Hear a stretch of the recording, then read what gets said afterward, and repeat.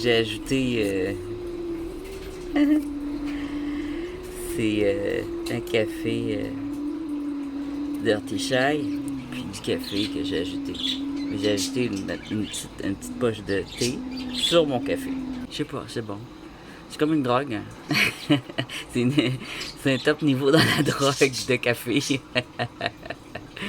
Ça améliore le level. Genre de la théine en plus de la caféine. Mais c'est aussi au goût, c'est bon aussi. Fait que t'ajoutes un thé à ton goût, même une tisane à ton goût sur ton café.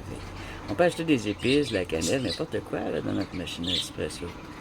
Tu vois, moi je fais un café dans ma machine à espresso. Je fais pas avec des espressos. Allez, vite. Oh, il sent bon. Ça sent le biscuit. Ah non, c'est ça. C'est ça qui sent le biscuit. Oh, on se fait des biscuits. Je les ai pas faits, je les ai achetés. J'ai été au Dollarama. J'ai acheté les biscuits Wortmann, avoine et raisin, là. Ah, que je les aime. Là, ceux-là, là, c'est pas de la pub, là, mais ils sont pas chers, puis c'est bon, puis t'en as plein. T'en as plein. Du café, c'est bon, puis tu peux y tremper dans ton thé puis dans ton café si t'as plus de dents.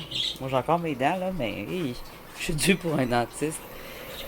Ah, voilà, c'est prêt. Alors, aujourd'hui, qu'est-ce qu'on fait? Vous le savez, c'est écrit. Juste emmener ça dehors, on va dehors. Les petits monstres bleus sont dehors. Hein? Vénus, Neptune et Saturne. Vénus, ouais, c'est vrai, je peux l'appeler peut-être Triton, son nom, par exemple. Mon fils l'appelle Triton. Bon, Triton, c'est une lune, c'est un bébé. C'est un bébé. Oh mon dieu, c'est chale dans cette page-là. Faut que je fais ça. Ok, j'ai aussi un unboxing de moi pour moi. Alors, j'ai pas regardé ce que c'était. Je sais que j'ai fait des petites commandes, des petites enchères que j'ai gagnées. Pour pas cher, pas cher. Les enchères, je paye jamais bien cher. Alors, on continue notre giga unboxing, les amis. Oui! Un Bouddha. Tiens, ça comme faut. Wow! Alors, faut pas que je me trompe entre mon eau, mes biscuits, les roches puis le café. Faut pas que je me trompe. C'est facile de tremper un biscuit dans cette eau-là. Alors, ça, cette eau-là, c'est fait pour mouiller les pierres pour mieux les observer quand ils ont besoin d'être mouillées. Quand elles sont crues, par exemple, ou coupées, fraîchement coupées. Ou pour faire ressortir des couleurs. Alors, regardons ça tout de suite. Qu'est-ce qui nous reste? Gaspésie, pierre grise. Ah, ça, c'est moi qui ai écrit pierre grise. Alors, trouver c'est quoi? C'était une très bonne question.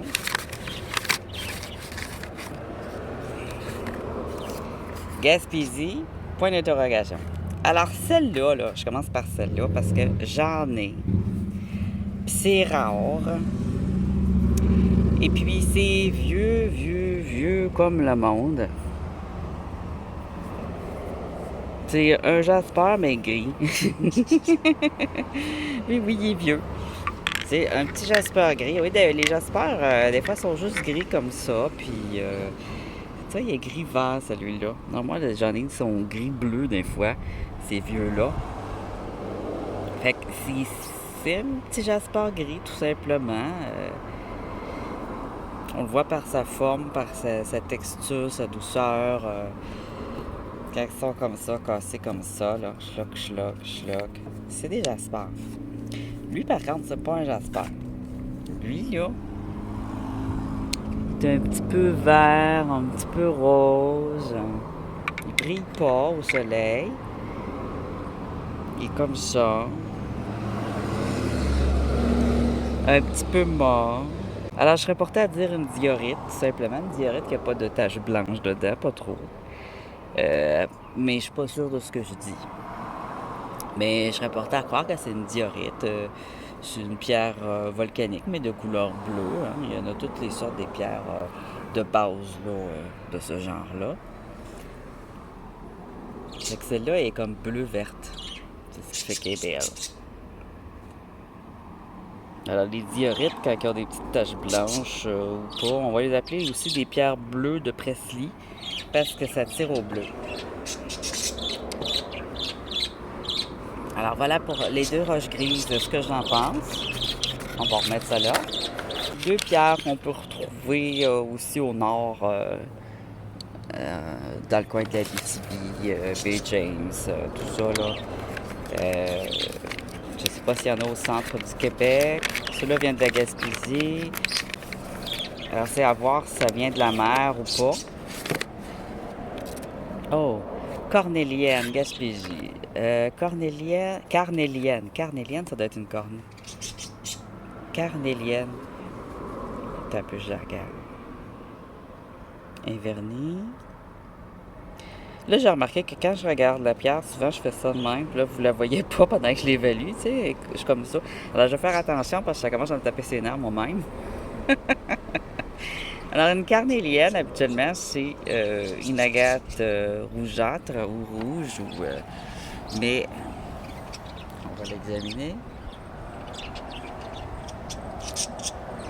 Je regarde si je vois des lignes dedans, des lignes d'eau.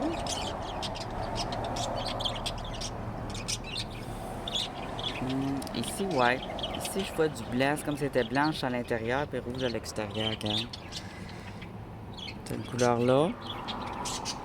Ici aussi. Alors, peut-être qu'en la tranchant, en fait, elle aurait des lignes différentes. Alors, si, quand on la tranche, il y a des couleurs différentes qui ressortent, c'est bien une carnélienne.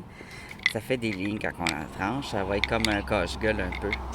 C'est pas nécessairement rond, là, comme un cache-gueule, mais je veux dire que c'est rouge, puis il va y avoir des étages de blanc, souvent. De blanc ou de noir, ou de beige, ou de jaune, dans les tons de feu, là.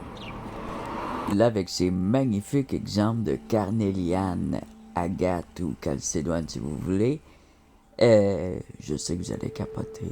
Vous allez en vouloir chez vous. Alors, comme vous voyez, en fait, il y a des lignes noires, des lignes blanches, parfois il n'y en a pas, mais c'est toujours dans les tons des flammes, en fait. C'est ça que je trouverais de meilleure façon de l'expliquer. C'est beau, hein? C'est beau! Regarde, un sculpté en flamme, c'est super hot en plus. Wow! Une bague à l'ancienne, puis on dirait aussi des morceaux de viande, un petit peu, quand ils sont crus.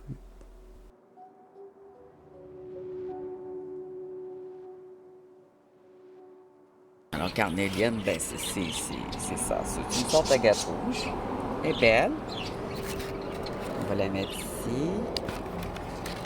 Ce que je vais faire, moi, c'est que je vais me faire un beau pot de pierre de Gaspésie qui va être toujours disponible pour fouiller dedans puis le regarder. Ici, Gaspésie, je dis pas c'est quoi le nom. On va prendre le petit papier. Vous allez voir pourquoi je dis pas le nom. C'est Inconnu Gaspésie. Et là, vous allez voir, c'est très spécial. Ça m'a fait un grand plaisir de... J'avais une petite idée, mais ça m'a fait un grand plaisir de faire une recherche là-dessus. J'ai trouvé d'autres spécimens semblables. Parce que c'est ça. Cette pierre-là, il y en a de toutes les sortes, puis ils n'ont pas toujours cette forme-là. Disons que la forme est originale, je l'ai trouvée vraiment chouette. Alors, quand je vois ce bord-là, moi, je devine tout de suite c'est quoi. Bien, ça arrive qu'il y en a sur la garde de ça. Puis j'en parle souvent. Quand on a une petite croûte de biscuit, j'appelle ça du limon.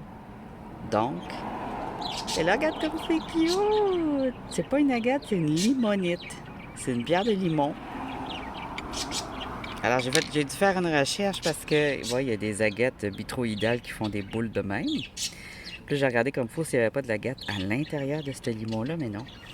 Et j'ai fait des recherches sur les limonites. Et oui, les limonites aussi sont parfois botroïdales. Botroïdales, ils font des boules. C'est vraiment hot. Il y a des gros morceaux aussi. C'est comme de la limonite cristallisée. Je pensais pas que ça pouvait exister. Mais elle fait des boules de même quand elle se cristallise. C'est hot, hein? Sans être un cristaux, ça reste une limonite. Mais en boule. C'est trop hot. Donc, le limon fait des grappes de boules. C'est vraiment cool. Vraiment, vraiment, je trouve ça super cool d'avoir découvert que la limonite faisait des boules. Alors moi, je savais que c'était une limonite à cause de la texture, de l'apparence, tout. C'est la forme qui m'avait surpris.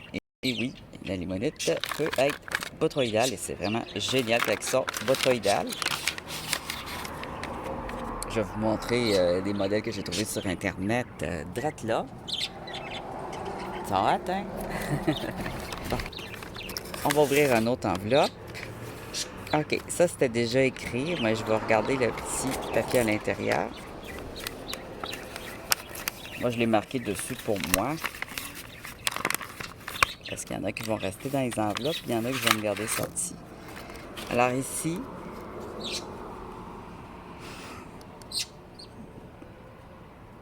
c'est marqué Mica de Thetford Mines. Mais oui, c'est du mica, ou si on veut du schiste. C'est dans les mêmes sortes. Là. C'est un mica avec du schiste, avec de la shit. Des pierres de mica comme ça, il y en a beaucoup à Thetford Mines, puis il y en a beaucoup en Abitibi, à Val-d'Or, aussi dans la région de Val-d'Or. Celui-là, il vient de Thetford Mines. Il y en a aussi beaucoup le long de la rivière Aricana, au lac Blouin, un petit peu partout, dans l'Arctique. Je pense que du mica, il y en a à la grandeur du Québec. Ben, peut-être moins en Gaspésie parce que ça se défait. Alors, mais dans les coins qu'il y a des mines, il va ressortir beaucoup de morceaux de mica ou le long des routes, où ce que les... Quand le long de la route, tu as des rochers là, qui ont été tranchés ou dynamités pour faire la route. Là. Fait que on a des rochers escarpés. Alors là-dedans, c'est souvent du mica puis des quartz.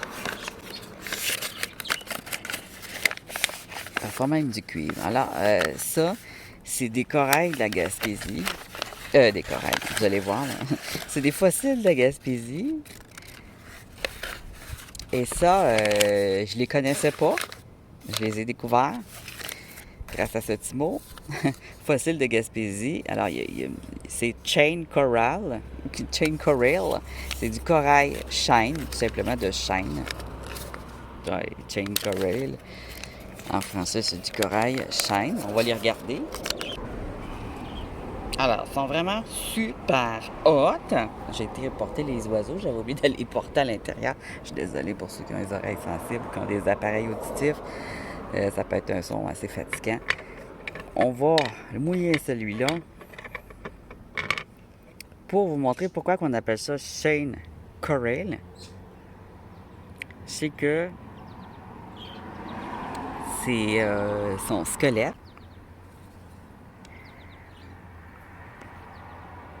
Ça en a un gros. Alors, sur le long, ça fait pas une chaîne, mais sur le bout, on voit la chaîne. Ça, c'est le dessous. Beau gros fossile ici, en tout cas. Merci, mon ami. Je capote. Lui, on le voit super bien, le motif de chaîne. On va le mouiller, mais les fossiles, on les voit beaucoup mieux quand ils sont mouillés. Alors, chain coral. Regarde ça, toutes les chaînes, comment c'est génial, joli.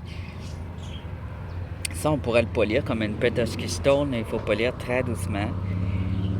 Ça pourrait être assez beau de le polir. Pas longtemps, puis doucement. Puis peut-être avec une petite finition à la main au papier sablé ou au Dremel pour faire vraiment de quoi de beau. Regarde, c'est hot aussi. Wow! Tao.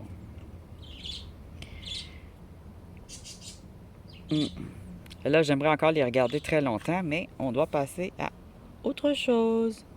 Je vais les resserrer. Voilà. OK. Bon, gorgée de café, là, ben, je n'ai pas bu de la journée. Je viens juste d'aller l'acheter. J'arrive de mes commissions, en fait.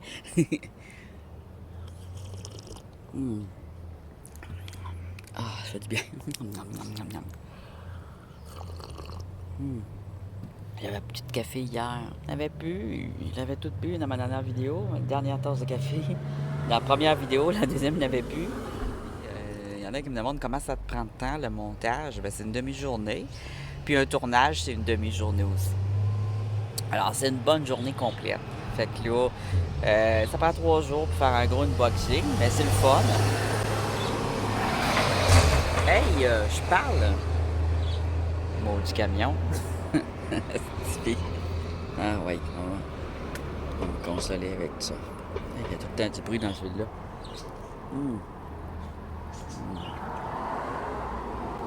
Je Je suis dû pour aller m'enfermer dans le fin fond des bois, là, je vous le dis. La nuit, hier, il y avait des bruits de construction, mais toute la nuit, jusqu'aux petites heures du matin, je sais pas c'était quoi. Comme une usine qui fonctionne non-stop, mais ça fait un gros bruit. C'est bruyant. Je trouve ça là parce que tu vois, le jour où j'entends les autos, mais j'entends pas l'usine. Quand c'est un char électrique, on l'entend pas. Pollution auditive. Auditive, ben ouais, ça joue sur notre santé aussi, ça joue sur nos nerfs, ça joue sur nos capacités d'entendre. Et sur les artistes aussi qui veulent faire de la musique ou faire des vidéos, ben il y a tout le temps de la pollution auditive. C'est comme quand tu fais des photos, tu as de la pollution visuelle autour de tes photos que tu peux pas t'en passer parce que c'est ça. Ou dans ta cour, si ton voisin a plein de marde dans sa cour, ben c'est plein de marde de chien. C'est peut-être pas le meilleur exemple. Je ne montrerai pas mes voisins, il y a de la pollution visuelle là aussi. L'appart, quand c'est le bordel comme chez nous, c'est de la pollution visuelle. C'est pour ça que je tourne dehors. Ça prend un beau décor. Bon, on continue. J'ai arrêté mon chiolage de vieux. Puis ça, on va la regarder à la fin. Si on a le temps. Je dis, je vais avoir le terme. On va voir. Je vais essayer de pas trop parler pour rien. Ce que j'ai trop fait, la date. Oh, ça c'est cool. Ça c'est cool. Je vais le garder pour la fin aussi. Je me branche là. Attends un peu. Quartz fumé Gaspésie. Ah, oui, on peut ouvrir ça. Ça aussi, c'est cool. Des quartz blanches en masse. Des fumées comme ça, je venais un peu, puis je réalise qu'ils sont fumés. De même, j'en ai pas tant que ça. On va les mouiller. Alors, ça, c'est à rouler, hein, des quartz fumés. Alors, on a 3 beaux quartz fumés.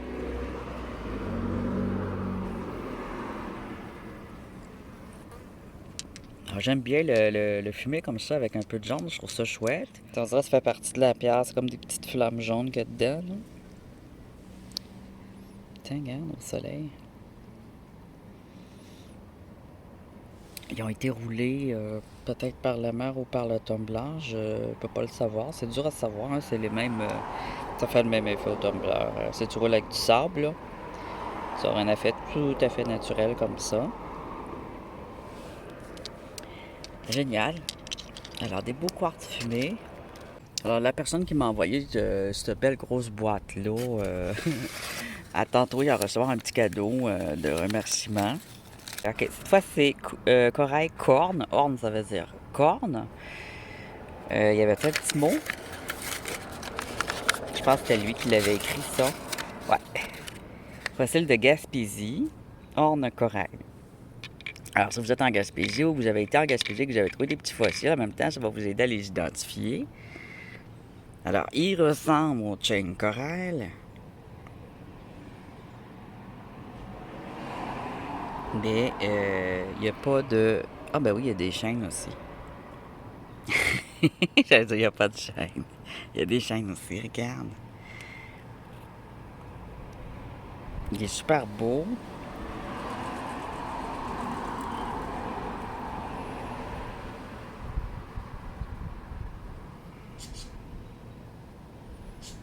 Ça doit être dans la même famille ou dans le même type de corail, j'imagine. Une petite différence à la longueur.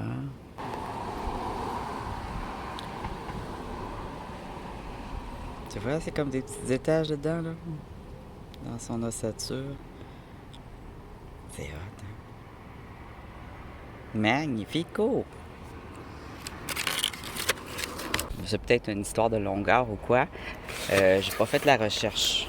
Je viens juste de remarquer qu'ils se ressemblent beaucoup, en fait. Une acquite du lac supérieur de l'Ontario.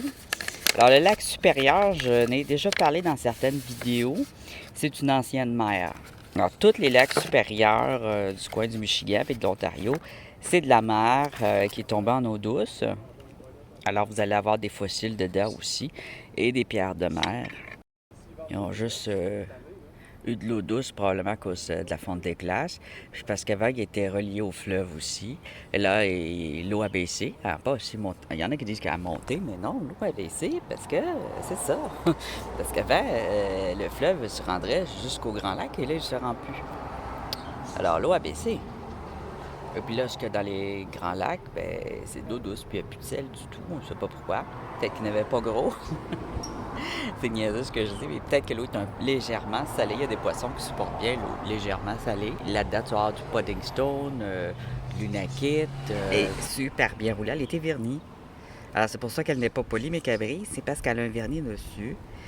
Et c'est ça. Tu vas être tout roulé par la mer, l'ancienne mer du lac supérieur. Le lac supérieur, en plus, c'est de l'eau claire, c'est de l'eau magnifique. On a envie de s'y noyer tellement que c'est beau.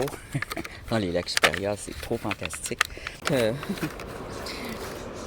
Ensuite, ils prennent tout, les États-Unis. Hein? Ils ont pris l'Alaska, ils ont pris le Groenland, ils ont pris les lacs supérieurs, ils ont pris... qu'est-ce qu'ils ont pris d'autre aussi? Hein? On va leur botter le cul. Ils ont pris la Louisiane. Alors ici, avant, c'était tout le Québec, ça. Tout le Québec, c'était ça. Sauf l'Alaska, c'était pas le Québec, mais bon. Pudding Stone, Gaspésie. Alors, ouais, Pudding Stone de Gaspésie. Ah oui, puis ils sont tranchés. Alors, je capote. Comment que c'est beau. Alors là, tantôt, on avait des Pudding Stone. Il y en avait une qui était comme ça. Puis qui avait juste de la rhyolite. Puis il y en avait une, c'était une rhyolite avec ce petit calcite-là à l'intérieur. Mais je le comprends pour avoir dit que c'était une pudding stone parce qu'ils sont pareils que ces pudding stone. Et puis là, ici, tu vois, tu as une autre sorte de pierre. C'est la preuve que c'est de la pudding stone. C'est juste que la partie qu'il m'avait donnée tantôt, ben, c'était un bout de pudding stone qui avait moins l'air d'une pudding stone, en fait. Dans le deuxième épisode que j'en parle, ou la première. En tout cas. Puis ici, tu as une pudding stone. On voit, ça vient de Gaspésie, là, je vois bien que la matrice, c'est vraiment du calcite.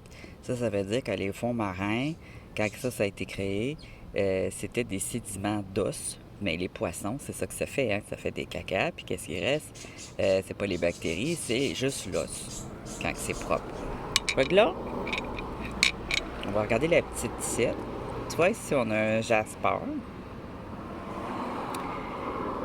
Ici, on a un beau gros jasper.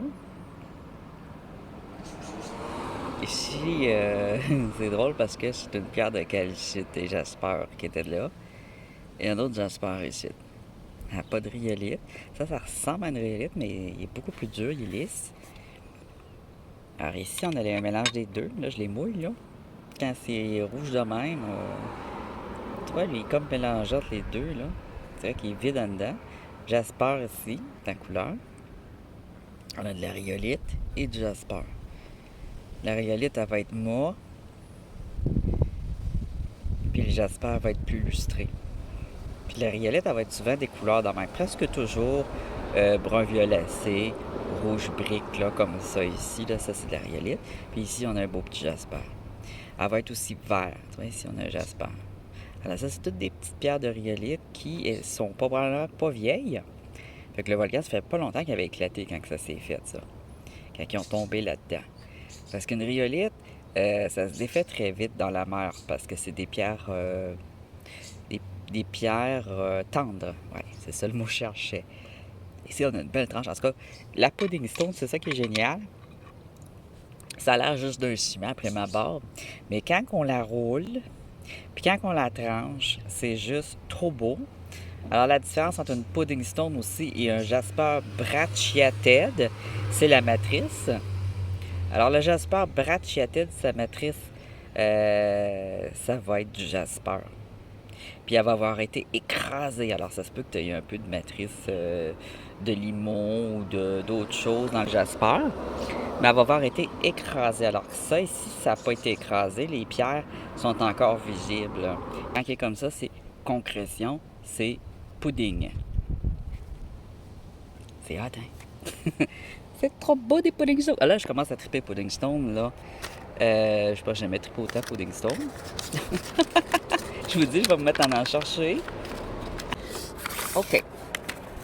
Bois pétrifié, Dakota du Sud. Oh yeah, baby. Si je vais vite, on va avoir le temps de regarder ça ici.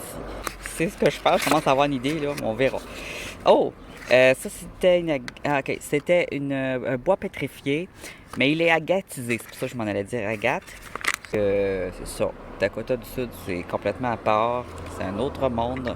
Les pierres sont différentes, les bois fossiles. Ça, malgré que j'en ai un bois fossile qui ressemble à ça, justement, il est en train de rouler.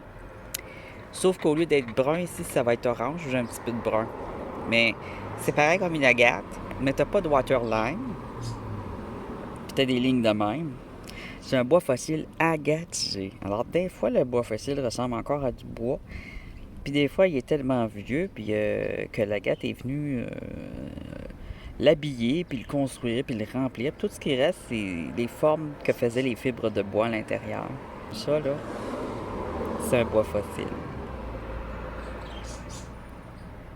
On peut percevoir quand même la forme encore du bois, mais faut avoir l'œil. C'est pas nécessairement évident de trouver un bois fossile puis de le nommer comme ça. Alors, c'est un silicate, bien sûr, mais on peut reconnaître qui s'est formé dans le bois. Alors, c'est sûr que les agates, les silicates, ils partent souvent d'un organisme vivant ou de matière biologique. Détail. Voilà. On voit le bois, là. Alors, si tu as ça dans ton agate, puis tu n'as pas de waterline ou pas gros, il y a des bonnes chances que ce soit un bois fossile. Parfois même, il y a des couleurs bleuâtres ou rougeâtres. Je vais le prendre ici sur le dessus. Qu'est-ce qu'on a? Ah, un autre bois pétrifié du Dakota du Sud. Oh wow! Ah, moi, j'adore les bois pétrifiés. Ça va pouvoir aller dans ma collection. Mais ils sont semblables aux deux autres qu'on a vus. Tu vois, celui-là, il est agatisé. Puis l'autre, je pense qu'il l'est moins. Ça dépend de l'âge du bois. Puis du type de bois aussi. S'il y a beaucoup d'air dedans, il est très fibreux, il va s'agatiser. Alors regarde, lui, il est moins fibreux, il est vraiment épais comme du teck. Et puis, il n'est pas agatisé, il est plus jasperisé. Il ressemble à un jasper, mais c'est un bois fossile. On reconnaît l'écorce ici. Un beau bois brun. Peut-être de l'acacia, du noyer, ou on ne sait pas. Hein? C'est peut-être pas les mêmes sortes d'arbres non plus qu'on a aujourd'hui. On voit qu'il y a une partie agatisée ici. Alors, il y en a qui n'ont pas d'agate du tout dans les bois fossiles, mais il y en a... la plupart vont avoir de l'agate comme ça. Avec une apparence de bois, des lignes comme ça, sur le même bord. Ici, pas de lignes. Tu as des lignes juste dans le même sens. On voit de l'écorce ici, là. C'est cool, hein? C'est pas facile de reconnaître du bois fossile, moi, je trouve. Ah, lui, il est beau.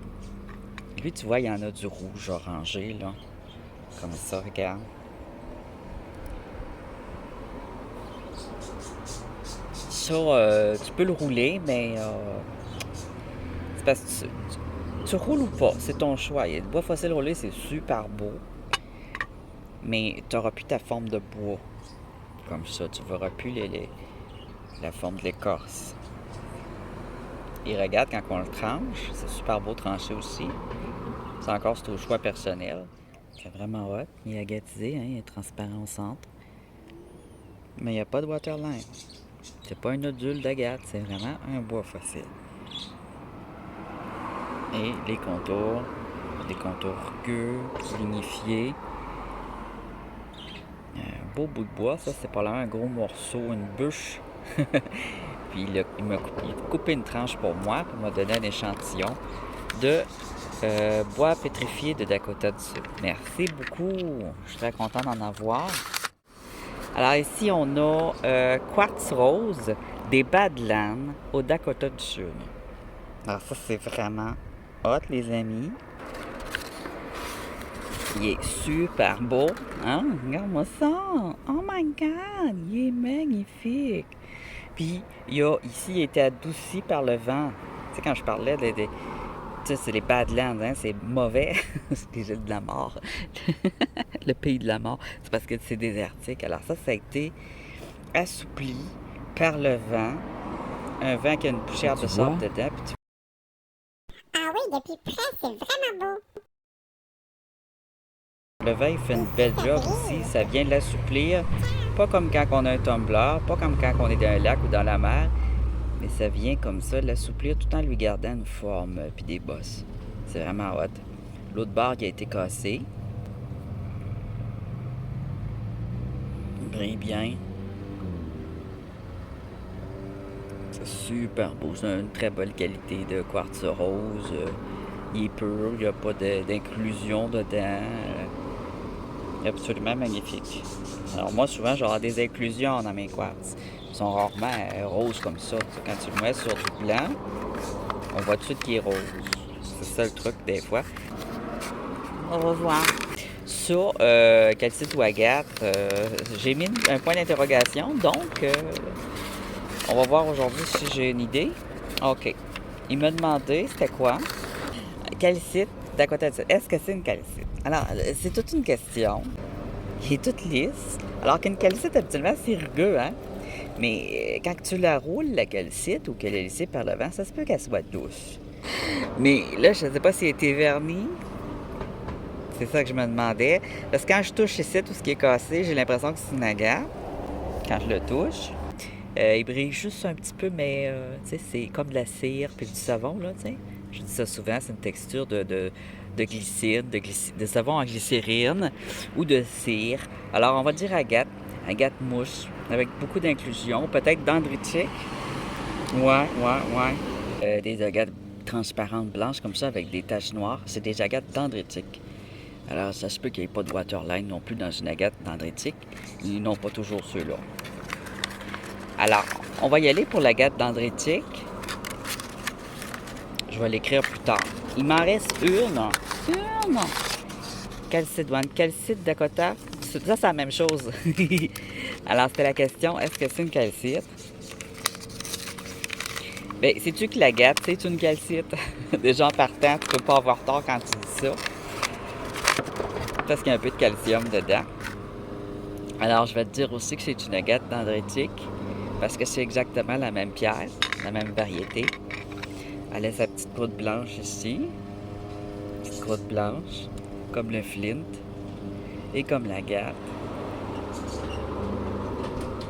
Et puis, elle est dure, alors qu'une calcite, on a l'impression qu'elle va nous casser un peu des mains fragiles. Puis elle va avoir beaucoup de petites craques d'habitude de la calcite. Puis ça sera pas lustré comme ça. J'ai eu de la misère parce que le vent il est venu la lustrer. Puis tu vois, il y a des petites bulles. Petites bulles là. Ça, on va voir ça sur l'agate. Et puis si on la tranche ici, on devrait pouvoir le voir, elle aussi, du dendritique. Tu vois, on a comme des petits nuages, des petites bulles dedans, des petits yeux. Les yeux, c'est typique de l'agate. Tu vois les petits yeux blancs là, ici, là? Agate. Ça fait partie des waterlines, des lignes d'eau, d'avoir des petits yeux. Ici, on a des lignes aussi. Alors, c'est une magnifique agate. Mais c'est ça. La calcite, on la confond beaucoup avec l'agate. L'agate est plus dure, la calcite est plus tendre, elle est plus friable. Si tu roules une calcite, elle va s'user très très vite, tandis que l'agate, elle va toffer longtemps. Giga unboxing, méga, c'est giga. Ça, c'est du giga, ça. Oh, wow. Oh, wow. Là, ma scie, à moi, ma scie pour couper la pierre, elle est brisée. Je vais essayer de la réparer quand j'aurai du temps. Là, j'ai du temps, justement. Je sais que c'est des roches, je suis pas mal sûr. Ou un couteau. Ah, mon Dieu. Je suis en train de dire ça tout le temps. Il serait supposé en avoir 3 là-dedans. Il doit en avoir 2 ensemble. Je me sens vous faire anticiper en fou. Alors, vous avez vu à un moment donné que j'avais une collection de mini-agates qui proviennent du désert de Gobi. Hein? Alors, je voulais améliorer ma collection. Et puis, je pense bien que c'est ça. Ah, c'est peut-être pas ceux-là. Peut-être ceux-là. On va regarder. Peut-être que je me trompe aussi. En tout cas, j'ai misé sur d'autres petites agates du désert de Gobi. Là-dedans, ça a l'air d'être des petites agates aussi. On va regarder si c'est ceux-là. Je me rappelle pas. Je suis pas sûre là, de ce que je dis. Allez, doucement. Ils sont peut-être fragiles, là. J'aurais été mieux de prendre des ciseaux. C'est un vieux couteau, ça. J'aimerais ça que les gens fassent comme en Inde, emballer dans du tissu ou du papier. Pas dans du plastique de même, du styrofoam. Tu sais, quand il y en a un petit peu, ça va, mais eux, ils en mettent tellement. Alors, si j'ai un petit sac d'agate du désert de Gobi. Oh! Puis, il y a un autre sac d'agate du désert de Gobi aussi. Alors, j'ai dû payer 2-3 piastres le paquet. Quand je paye 2-3 piastres, parce que les autres en veulent pas. Moi, je les trouve belles. Celle-là, c'est en commun. Oh! C'est aussi des agates du désert de Gobi. Oh, ceux-là sont roses. OK. Fou, hein? Il y a 3 petits sacs. Ben plein. Ici, ils sont transparents, mais regardez, elle a un petit cœur orange. Oh, wow! Oh mon Dieu, ça va améliorer ma collection, ça, les amis. Et ce qui est le fun, c'est que les agates du désert de Gobi sont belles, même tout petites. C'est comme des petits jujubes. OK. Oh, regarde ça, on dirait que je viens de mettre des petits jujubes dans l'eau. C'est donc bien beau.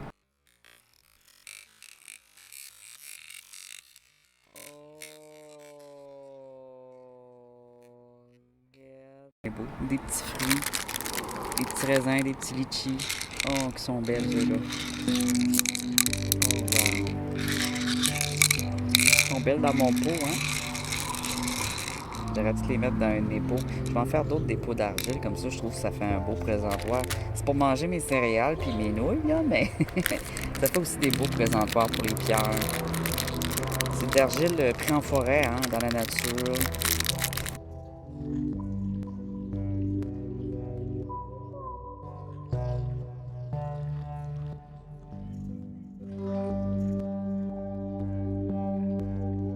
C'est solide, c'est juste que, bon, c'est pas de l'argile la plus dure. C'est une argile tendre, c'est du...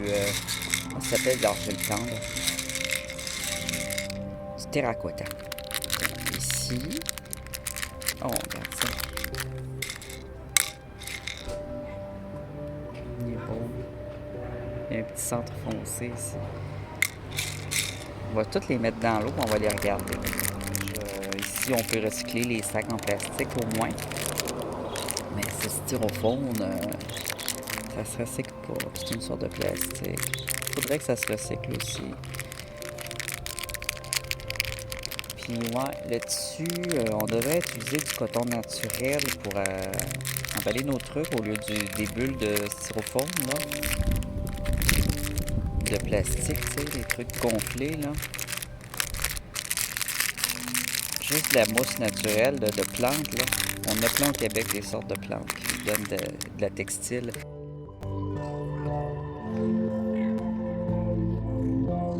Je pense qu'à un moment donné, je vais faire une sortie où je vais juste prendre du textile.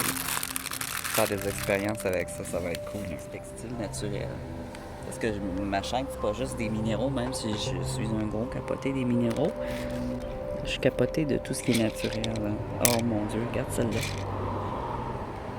On dirait une céréale. Une céréale corn pop.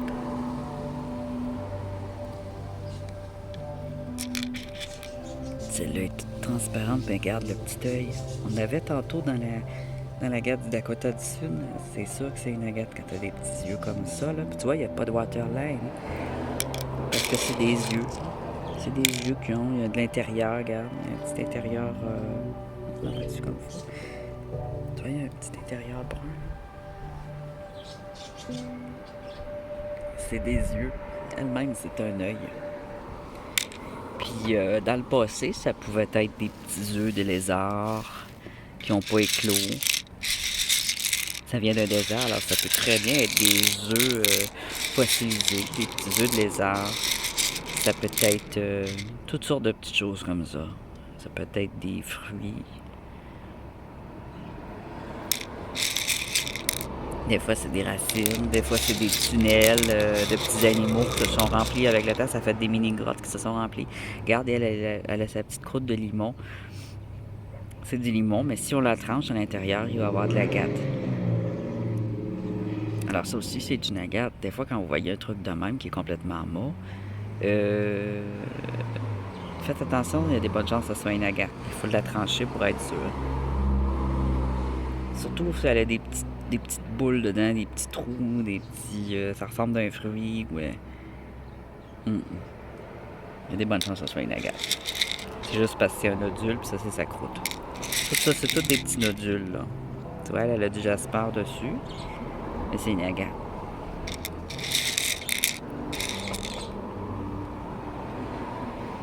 Une petite apparence de fruit. Regardez l'intérieur. Elle a un truc à l'intérieur. Alors, souvent, il y a des trucs. Comme un petit œuf jaune, hein? Comme l'intérieur d'un œuf. Ça se pourrait que c'est ça l'intérieur d'un œuf. Regarde, celle-là est rouge. On dirait un raisin. Elle est haute. Et rose, mais on voit à la surface que son dessus il est translucide.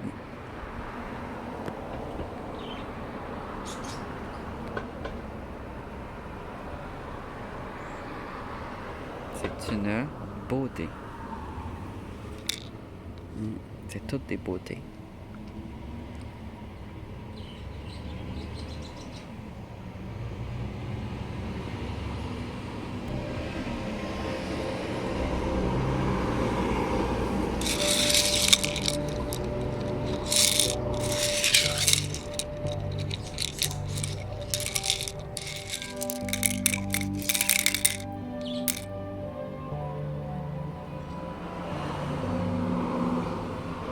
On voit qu'il y a quelque chose à l'intérieur, elle aussi. Du orange. Là, du blanc quelque part.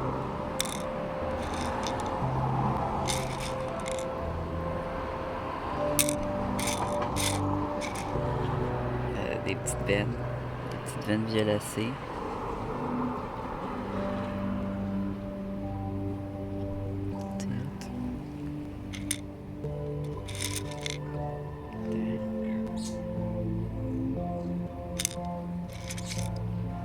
Elle est vraiment fluo, elle est full belle, full colorée.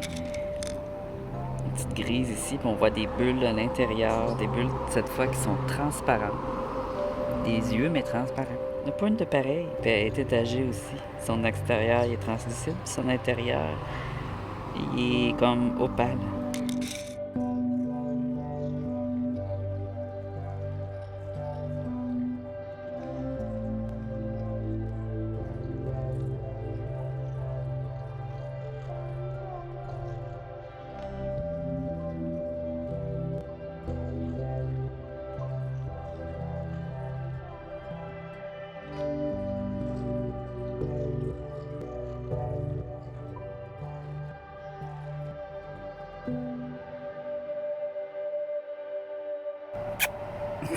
J'ai embrassé mes gobies pleins d'eau.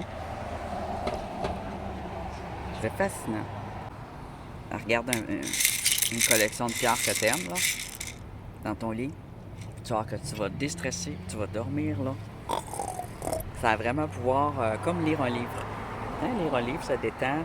Ça fait oublier tout le tracas du travail ou de la vie, du quotidien, de la famille, de l'argent.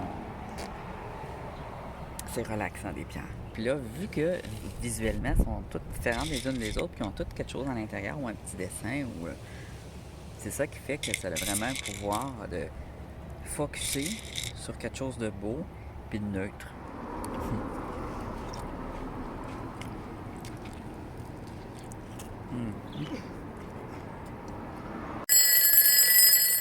Hey! J'avais oublié! J'avais dit que je le garderais pour la fin, mais j'ai oublié. Verre de mer de Gaspésie. Oh!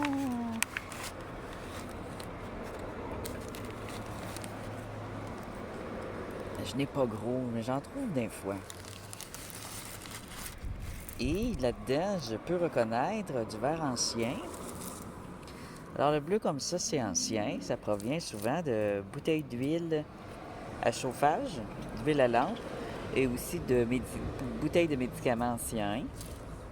Ça provient d'une bouteille ancienne aussi de liqueur ou de bière. Elle est large, une bouteille ancienne.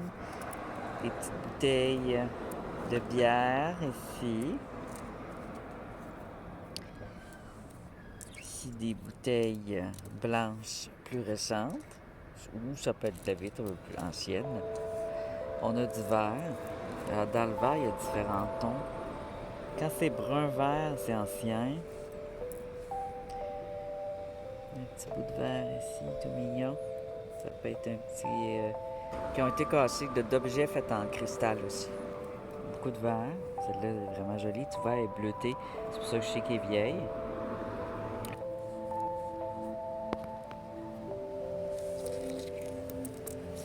On va resserrer ça.